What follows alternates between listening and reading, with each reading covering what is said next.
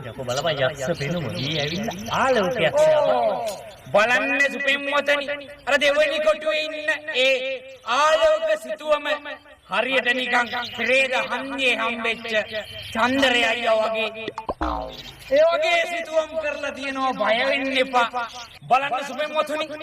ඇඟිලි 999 කින් යදී සිටින අඟුලිමාල තවත් එක් ඇඟිල්ලක් පසුපසින් ඔහුගේ මංගල ඇඟිලි 10 සම්පූර්ණ කිරීම සඳහා ඒත් පසකින් බලන විට මට අඟුලිමාල පෙනෙන්නේ එහා ගමේ ධර්මගේ මූණමයි ඒ වගේම තාත්තිකෝ ඔබ සිතුවම් කළා තියෙනවා සෝඳිමලි ඔව් මයිද යෝ තමයි එන්නකෝ මේ වගේ පාවි පළවෙනි කොට දෙක මොනවද බං අර වෙන්නේ හතරෙනි කොට එන්නේ නාලාගිරි වෙන්න ඕනේ ඔව් නාලාගිරි ඉන්නේ කරපන් අර පස්වෙනි කොටුවට ආවම තනිය ඇඬෙනවා දසම්මන් මලක් වගේ යන්කටයි සුකොහලේ කවුද බම් පුතු මල්ලි අර විරුදු කියන එක අපේ ලොකම පුතා අල කොහොමද පවුල් පිටින් මාව කන් දැවිලානේ දෙයියනේ අයිසෙක්යි ලටක් කොටි කවුද මන්නම් හිතන්නේ මෝහිනී තමයි ඉන්නේ මේ වගේ තොරණකට මෝහිනී ආවේ කොහොමද හරිම මාන්දවිකයි නේද පින්වත්නි බලන්නේ ඉන්න පෙදරේරු පිළිමයම වල තියෙන ආකාරය ගඩොල් කටයක් තියාගෙන වයිබ්‍රේට් වෙවි ඉන්නේ බලන්න ඇඟේ තියෙනවා සිමින්ති පාරවල්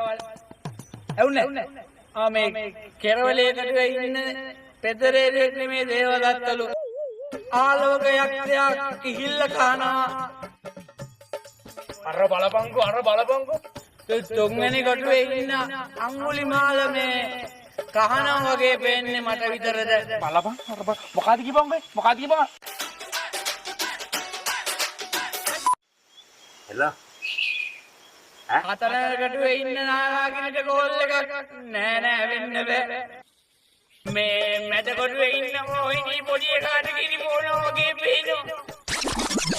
කෙරවලේ කොටුවේ එක්කිනා ගල බිමට වට ගත්තා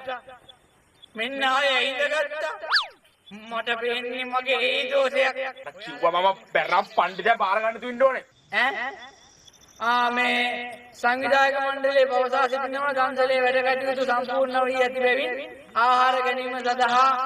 දන්සල දෙන ලෙස සියලු දෙනාටම දන්සල ගාවට එන්න කියලා ආරාධනා කරනවා. ඔව් බලන්න පින්වතුනි කොටු ටිකේ කවුරුත් නැහැ. කොටු ටික හිතුනේ කොහොමද එකපාරටම දන්සල ගැන කියලා අම්මා මට සිරි යක්කු ටික ඔක්කොම දන්සලට ගිහින්